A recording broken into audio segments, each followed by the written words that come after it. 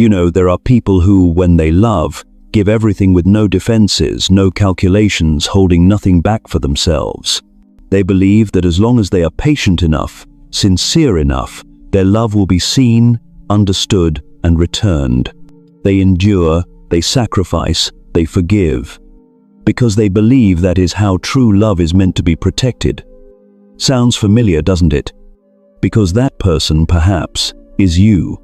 You are someone who has loved so deeply that you forgot your own limits. You believed in the goodness within the other person, even when every sign showed they were never ready to receive that kind of love. On the outside, she might have seemed charming, intelligent, confident, so much so that you believed you were standing beside a strong woman. But deep inside was a restless soul full of fear of being abandoned, of appearing weak, and of not being special enough unless she was the center of attention. For her, love was never about connection. It was a game of emotional power, a space where she needed your reaction to feel that she still had worth. And so, she lived off your energy. Every explanation you gave, every tear you shed, every attempt you made to mend things, each time you yielded, she felt she had won. But when you stopped reacting, when you chose silence, when you withdrew the energy that once kept the relationship alive, her world began to tremble. Because for a narcissist, silence is not merely disconnection, it is the loss of control. From that moment, a different journey begins, not yours, but hers. A journey she was never emotionally prepared to face. The realization that she has destroyed with her own hands the most precious thing a person can ever receive, a genuine love. And in today's video, we will explore exactly that.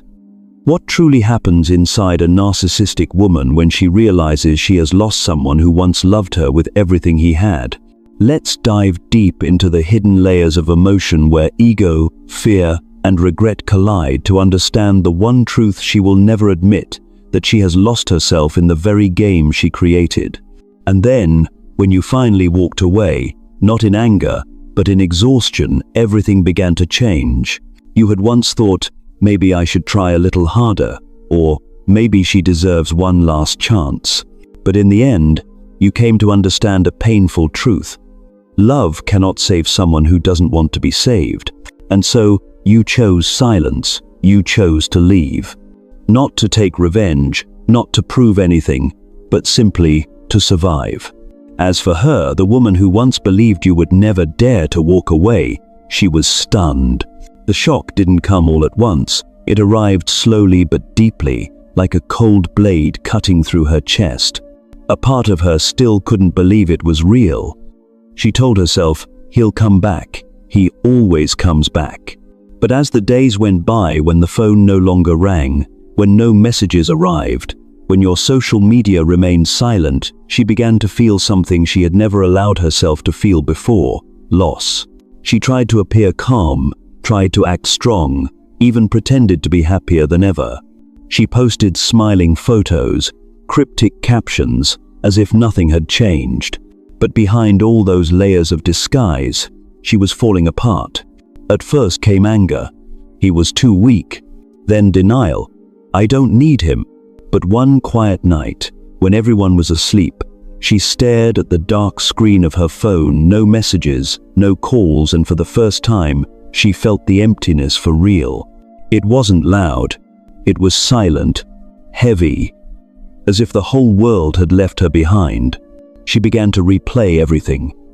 The times you endured in silence, the moments you swallowed your pain, the countless times you only needed one simple apology she never gave. And in that silence, she realized something terrifying. Everything ended not because you stopped loving her, but because she drained that love until nothing was left. That was when the real shock began, not just because you were gone, but because, for the first time in her life, she no longer had control over you. And then, as the initial shock faded and denial could no longer protect her, the real storm began to rise, not outside, but within her. By now, you were gone. No more texts, no reactions, no emotional energy for her to feed on. And it was your silence that made every noise inside her grow louder, every memory, every word, every small moment turning into a blade cutting through her mind. She begins to replay everything, every word you ever said, every silent glance, every message she ignored. Now, all of it becomes undeniable proof of what she never wanted to admit. She destroyed something real. She asks herself, if only I had said things differently, if only I had listened, if only I hadn't pushed him away like that. But those if only thoughts bring her no peace. They only carve the guilt deeper, the guilt she's been trying so hard to escape.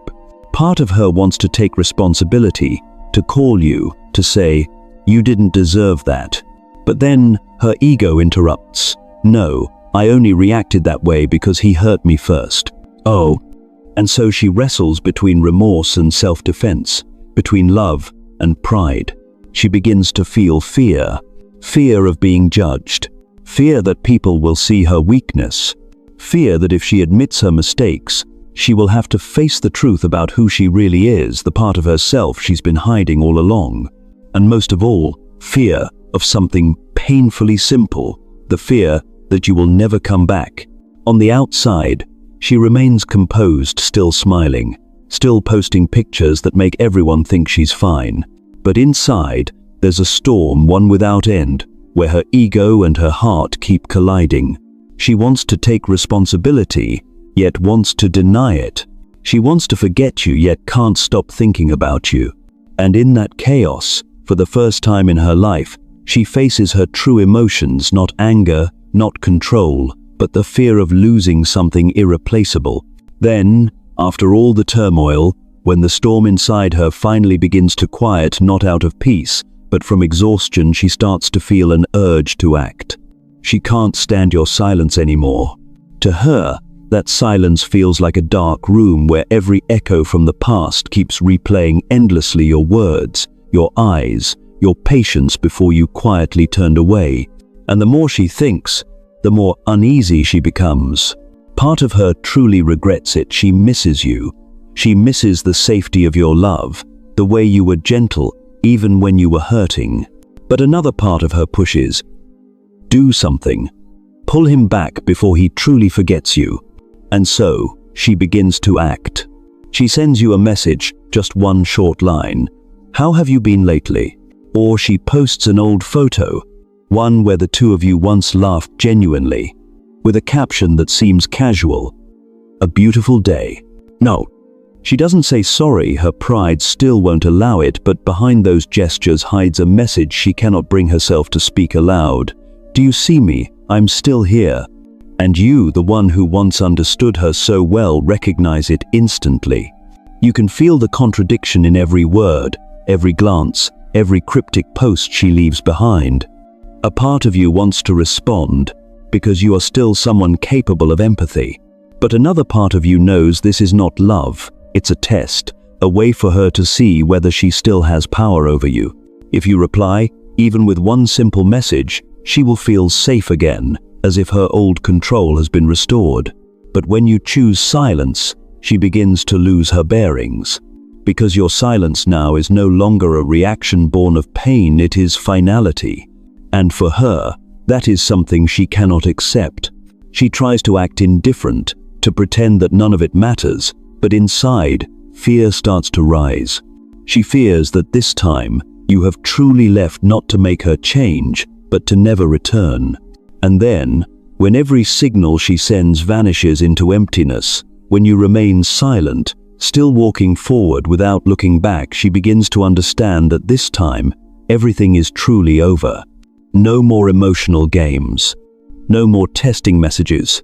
No one left to react so she can feel alive. Only silence remains, and within that silence, loss begins to find its voice. Time passes, and on the surface, she seems fine. She still works, still smiles, still posts cheerful pictures. But those who truly knew her like you can tell that something has changed. Her eyes no longer shine. Her smile no longer reaches her soul. She is living, but she no longer feels alive. By day, she keeps herself busy to forget. But at night, when the world is asleep, silence becomes a cruel reminder. A song plays, a faint scent drifts by, or a message from a stranger appears and her heart tightens, because everything, somehow, reminds her of you, the one she once believed would never leave. She begins to realize that what she lost was not just a man, but a part of herself, the part that knew how to love, to trust, and to be gentle. When she was with you, she felt truly seen, not for her appearance, but for her soul. You once touched the side of her she had spent her whole life trying to hide, the fragile, vulnerable part. And now that you're gone, she isn't just empty, she's disconnected from herself. She knows she has lost something real. But to admit that would mean facing the consequences of her own actions, something most narcissists are incapable of doing. So she chooses the easier path, pretending to forget. She throws herself into work, into new relationships, into fleeting pleasures like an addict desperately searching for a substitute dose. Yet no matter where she goes or what she does, your presence follows her like a long shadow. It makes no sound. It simply lingers in a fleeting glance, in a laugh that fades too quickly, in the quiet nights when she tries to convince herself she's strong enough to need no one. Because the truth is, people never truly forget a genuine love. They only learn how to live with its absence. There's something strangely poetic about it, how people often understand only when it's too late. When the ache of longing has softened, when your name no longer appears in her conversations or her midnight messages, that's when the truth begins to speak. One evening, as she sits alone, scrolling through old photos and unsent messages, her heart suddenly tightens, not because you're gone, but because she finally begins to understand why you had to go. She realizes it wasn't that you didn't love enough, it was that she never knew how to be loved. If she were brave enough to look back, she would see it clearly. The way she reacted, the words she said, the walls she built to maintain control, all of it unintentionally pushed you away. She once believed she was protecting herself from pain, but in truth, she was destroying the only thing that could have saved her, the genuine love you gave her. You once tried to understand. You stayed silent when you could have argued. You chose gentleness over pride, but she mistook your patience for weakness. She controlled, she tested, she pushed boundaries until you grew weary and walked away. And now, with distance too great to bridge, she finally realizes that what she once called power was nothing more than fear wearing the mask of pride. That realization leaves her confused, ashamed, and hollow all at once. Because now, when she looks back, she can see herself reflected in every wound you carried away. Yet instead of taking responsibility, her pride whispers, "It wasn't my fault." And so she remains trapped, caught between truth and self-defense. As for you, the one who once loved her with everything, understanding this doesn't mean you must return or forgive. It means you can finally let go. To stop tormenting yourself with thoughts like, "I wasn't enough," or "maybe I should have tried harder." Because the truth is, you already did enough. To understand, not to justify her, but to see the whole picture. Because understanding brings clarity, while justification erases boundaries. Understanding helps you see that she wasn't evil, just not healed enough to love truly. And because of that, she lost you, the one person who loved her without condition. Perhaps the greatest irony in every relationship with a narcissist is not the moment you lose them, but the moment they realize they have lost you forever. Not because you hate them, but because you've outgrown them. Because once you become strong enough to no longer need them, every ounce of power they once held disappears. And one day, in the calm after the storm, you'll suddenly understand. The narcissist was never truly afraid of being alone. They were afraid of becoming invisible to the one person who once made them feel special. They never feared losing you, they feared losing the feeling of being the center of your world. And when you heal, when you stop reacting, stop being angry, stop trying to prove your worth, they know the game is over. They wanted to leave a wound, to keep you there restless, longing, doubting yourself. But time turns wounds into scars. And scars are not ugly, they are proof that you survived. That no matter how deeply they made you fall, your heart still chose to rise, to heal, and to love yourself again. From that wreckage, you grow not bitter, but wiser. You learn to recognize the signs sooner, to set boundaries more clearly, and to love with awareness, not just emotion. You understand that love without boundaries is not deep, it's self-destruction. You don't need closure, you don't need an apology, you don't need them to finally understand. Because the truth is, you've already written your own peaceful ending. When you can think of them and feel no pain, only calm, that's not numbness, that's freedom. And if there's one thing you should remember, it's this: their power never truly existed. They only borrowed it from the part of you that didn't yet believe in yourself. Once you reclaim that part, the strong, wise, worthy part within every chain falls away. After all, may you never fear solitude, because sometimes, in silence, you finally find the first home of peace. Don't wish for their regret that lesson was never meant for you. And don't mourn what was lost, because those very losses cleared the path for the strongest, calmest, and freest version of you to be born.